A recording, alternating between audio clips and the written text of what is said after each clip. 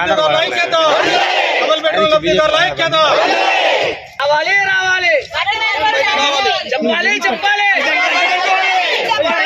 అసలు ఇంత రానిచ్చలేదు. రోజుకి నేను సాదా లెక్క ఆయన కడగలెక్క నేను మాత్రం రోజు ఏడుస్తూనే ఉన్నాండి. ఒక్క రోజు కూడా కిరాయి ఇల్లు 18 సంవత్సరం నుంచి కడుతున్నాను. నాకు ఇల్లు లేదు. నాకు ఇల్లు వచ్చింది. ఆ ఇల్లు ఇప్పిస్తే నా మగనికి అన్నలు సస్తడ బత్తడ అన్నలు చేసుకున్నా సార్, కానీ నాకు కిరాయి తినాలి. పిల్లల ఫీజులు ఎట్లా కట్టాలి, మేము ఇంటి కిరాయిలు ఎట్లా కట్టుకోవాలి, ఎట్లా ఉండాలి, బయటకు వచ్చి సమాధానం చెప్పమని చెప్పండి, లేకపోతే మా సపోర్ట్ గా మాకు నిలబడమని చెప్పండి.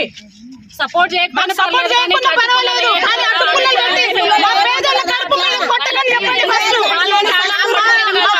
ఆడల ఆవేదన కూడా అర్థం చేసుకోమని చెప్పండి. మా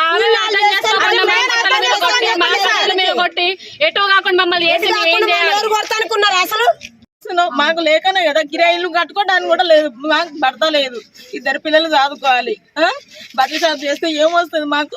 పొదువుకు పోతే సాయంత్రం 9ంటికి అట్లా వస్తాం.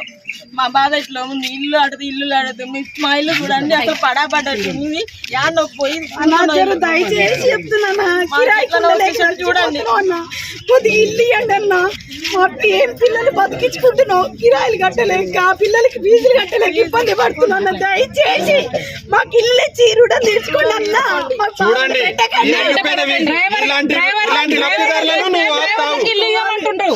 డ్రైవర్లకి ఇల్లు ఇవ్వమంటారు, పిల్లల్ని తీసుకుని ఏడు బతకాలి, అది చెప్పండి మాకు. ఆ సమాధానం మేము డ్రైవర్ల భార్యలకి డ్రైవర్ల పిల్లలకి.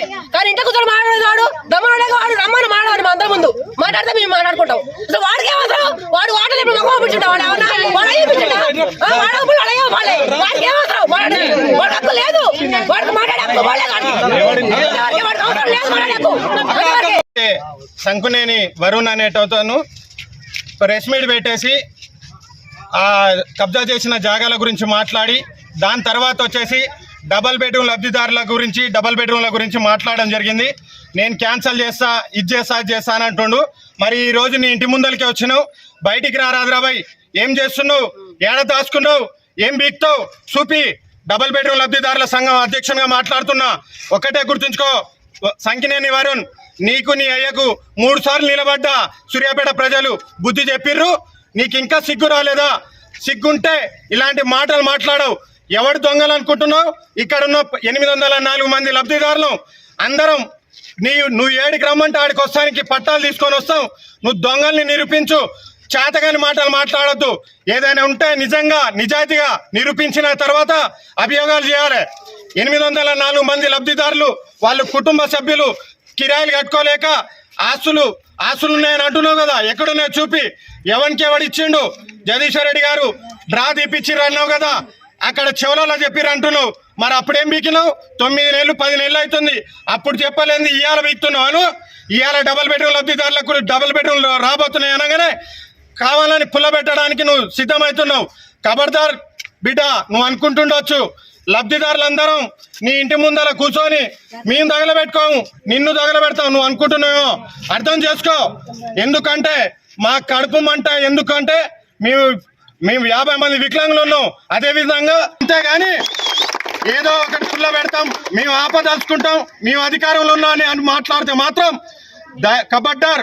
ఇక్కడి నుంచే చెప్తున్నా, అందరికి హెచ్చరిస్తున్నా. ఇదే విధంగా మీరు ఎవరికైనా ఆపినట్టు మాకు తెలుసా మాత్రం ఖచ్చితంగా మీ ఇళ్ళగిన ముట్టడించడానికి మేము వెనక్కి పోం. అర్థం చేసుకోండి. మేము అందరం లబ్ధిదారులం. ఎవడైతే ముందు పడి ఇప్పిస్తాడో, ఎవడైతే ముందుండి మా పక్షాన్ని నిలబడి మాట్లాడతాడో వానికి మేము ఓటేస్తాం వచ్చేసారి.